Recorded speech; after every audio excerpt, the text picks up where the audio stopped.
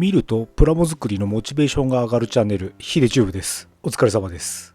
その他にも、宝くじに突然当たった、突然モテるようになった、仕事がうまくいくようになったなどの報告をいただいております。プラモ作りのモチベーションになりましたっていうのだけは本当です。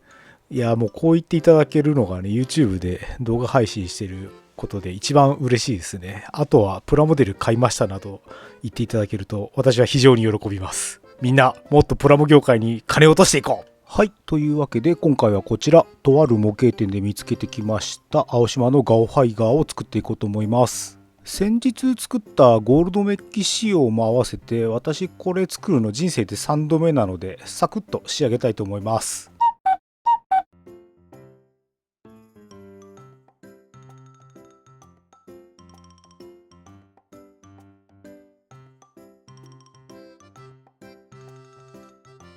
はい、見て分かっていただけたかと思いますけれども、成型色は黒と白の2色です。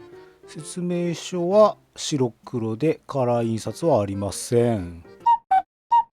キットの詳細は以前投稿したゴールドメッキバージョンの方を見ていただくとして、今回はサクサクサクっと組んでいこうと思います。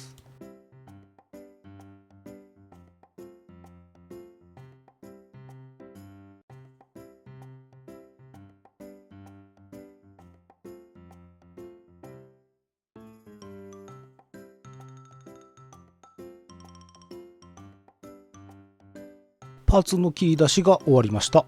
ところでこのキットなんですけれども、組んだことある人は知ってると思いますけれども、全く動かないです。どれぐらい動かないかというと、精一杯頑張ってポージングをつけようとしてこれです。これでも精一杯動かしてます。一応肩関節が前にスライドしてヘル&ヘブンのポーズを取らせることはできるんですけれども、それ以外のポージングとなるとやはり可動範囲が狭いっていうのがネックになってきます。ということで今回は関節周りをちょっといじりつつ作っていこうかなと思い、こちらを持ってきました。何年も前に息子に強奪されておもちゃ箱の奥底に潜んでいたブルーディスティニーです。ガオガイガーといえばやはり肉弾戦がメインの戦い方をするっていうのがあってですね、せめてパンチをかっこよく決めたポーズが取れるにはしたいと思っています。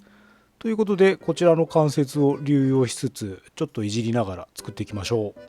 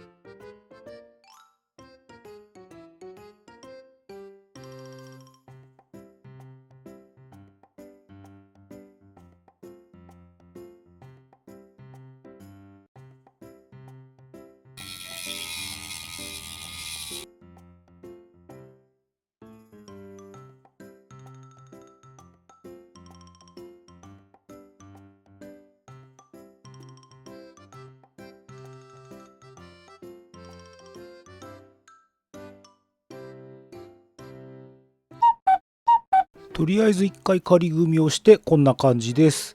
なんとか形にはできそうです。元のキットと比較するとこんな感じ。関節移植したりなんやりでだいぶプロポーションが変わってしまいました。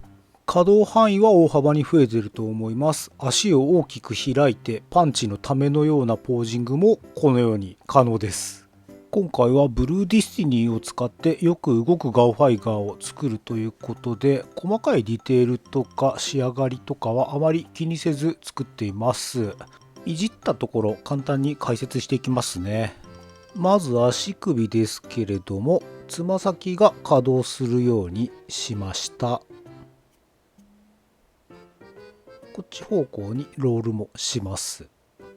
これは中にホビーベースの関節技を仕込んで稼働するようにしました。足首周りはブルーディスニーをそのまんま移植しています。ちょっと長くしすぎたかなと反省はしてます。次に膝ですけれども、ここはブルーディスティニーを丸々移植してまして、こんな感じで曲がります。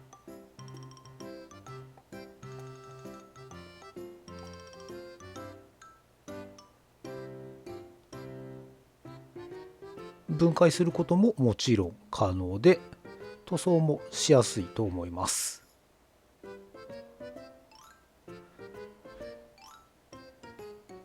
中見えますかね。青い部品がブルーディスティニーから持ってきたところです。次に腰アーマーですけれども、フロントアーマーは独立して稼働するようにしました。で、うまい接続方法が思いつかなかったんで、磁石でエイヤーしました。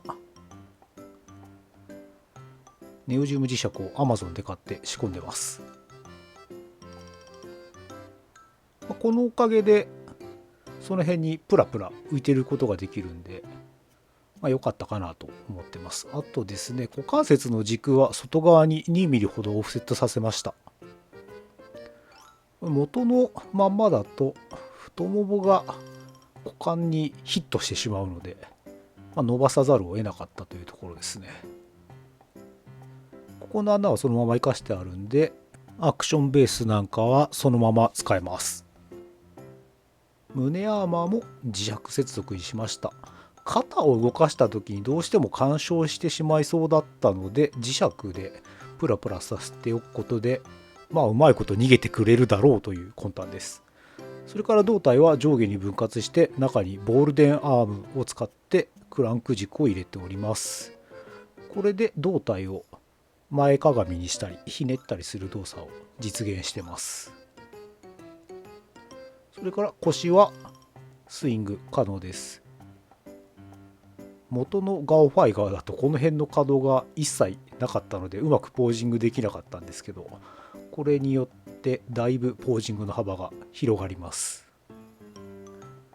次に肩腕周りですけれども、この辺はブルーディスティニーを丸々移植しております。こんな感じで二の腕は 1mm ほど伸ばしてます。でこのおかげでよく肘が曲がります。元のキットだとここ致命的に動かないんで、こんだけ動くようになれば満足ですね。肩の接続軸の位置はねちょっと失敗したかなと思ってますけども、首は 2mm ほど長くして可動範囲を増やしております。それから頭、頬の部分のダクトの中のモールドを一旦削り落として丸1モールドに変えました。設定とはだいぶ違うんですけれども、雰囲気重視ということで。それから後ろの尻尾部分、これも磁石接続に変えてあります。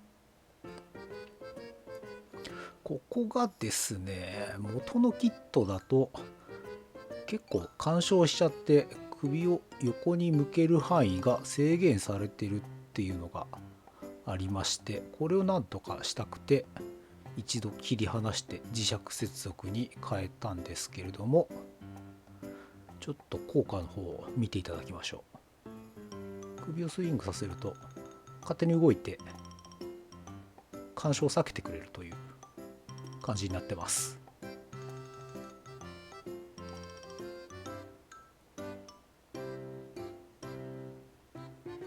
これで結構横の方向けるようになりました。今度は顎が引っかかってきちゃいましたけどね。顎は元よりだいぶ短くしたんですけど、それでもちょっと長かったかなと反省してます。はい、いじったところはだいたいこんな感じです。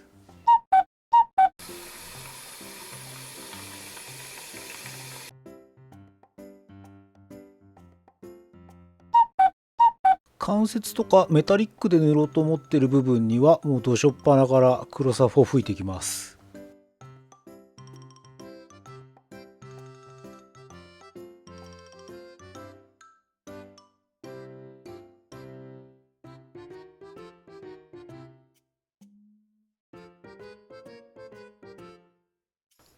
今回結構いじったんで傷が見やすいように自分としては珍しくグレーサフを使っていきます。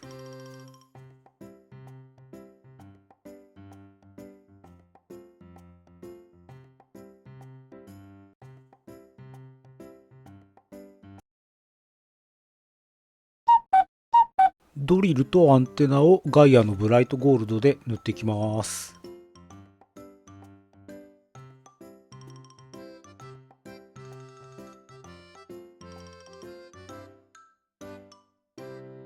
関節はガイアのフレームメタリックで塗ろうと思います。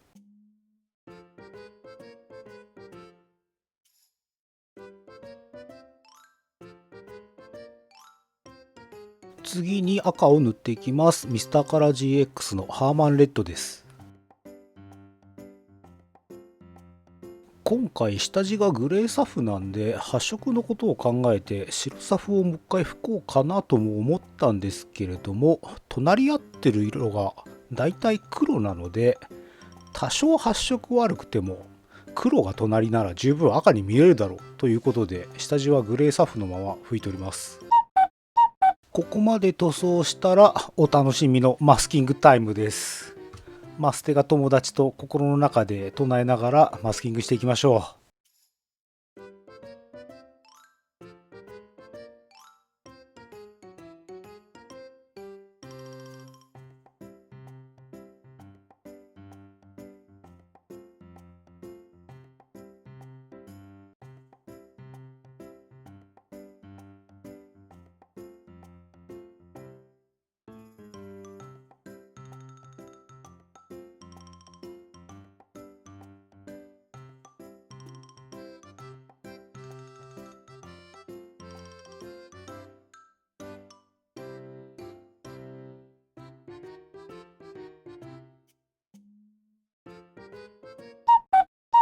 本体色は説明書指定のガルグレーで塗っていきたいと思います。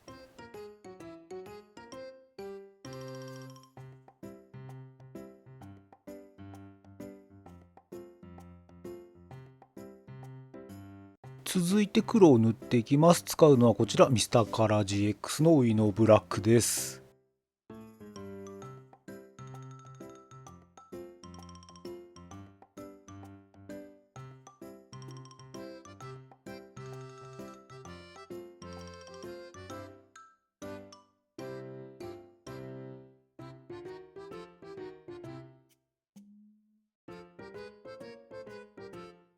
さてさて、綺麗に塗り分けできてるといいんですけれども、どうかな。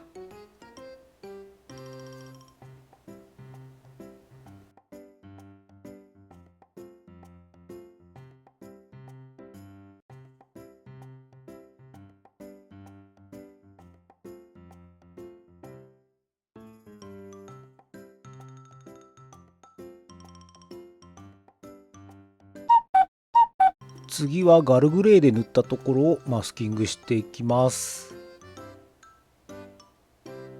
この後ブルーを塗ってもう一回マスキングして、ここは黒を塗らなければいけないんで、一番塗り分けが多い部品ですね。ここはめんどくせえ。青い部分はこちらのスージーブルーを使いますけれども、この青をそのまま使っちゃうとガオファイガーの色としてはだいぶ違うものですから、仕方なく説明書の指示通り黄色を混ぜていきましょう。なんか手元にあった適当な黄色を使います。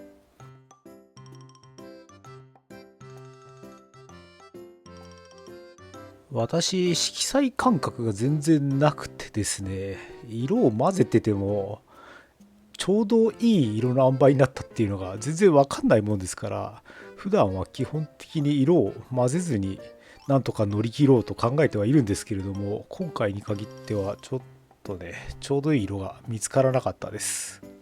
仕方ないんで混ぜます。さて、混ぜ終わったんで塗っていきますけど、どうなんだろう。こんな色でいいのかな。やっぱりよくわかんねえな。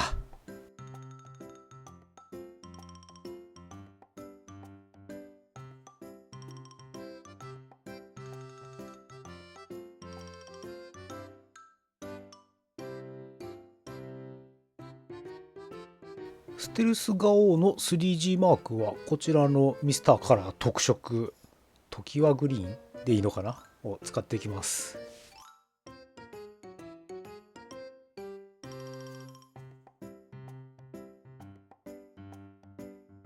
綺麗に塗り分けできてると嬉しいですけども、どうかな。お、ここは良さそうですね。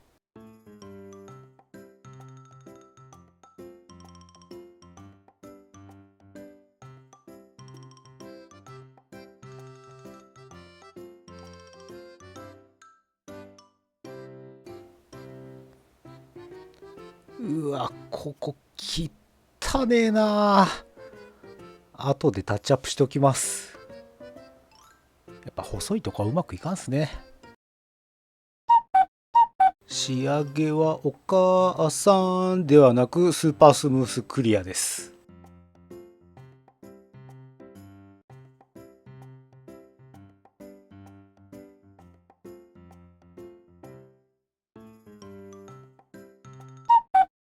塗装は全部終わりましたんで、やっと組み立てに入れます。慎重に組み立てていきましょう。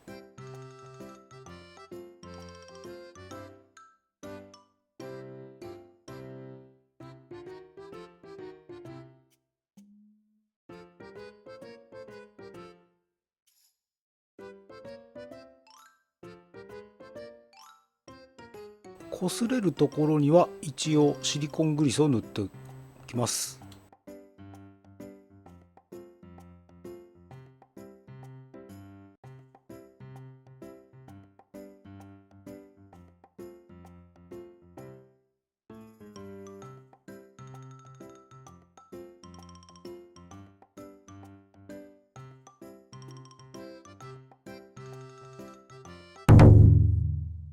少しのつもりがすごく手間のかかってしまった青島ガオファイが完成しました。なんとか形にすることができて正直ホッとしてます。懸念してた青色もまあそれなりのいい感じの色になったんじゃないかなと思います。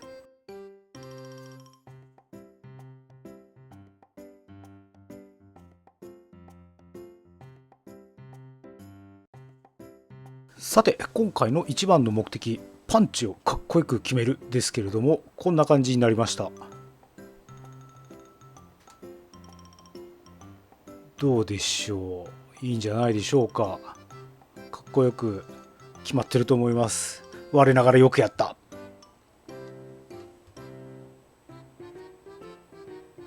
といったところで本日の動画は以上になります。最後までご視聴ありがとうございました。どうですか、プラモデル作りたくなってきました？ところでバンダイくんさ、これは一体何だい？これ間違いなくガオファイガーまで出すつもりですよね。ガオファイガーを作ってる時にこういう告知をして私の勇気をへし折りに来るのマジやめてもらえますか？いや、バンダイの横やりにも負けず完成して本当に良かった。それではまた次回お会いしましょう。さよなら。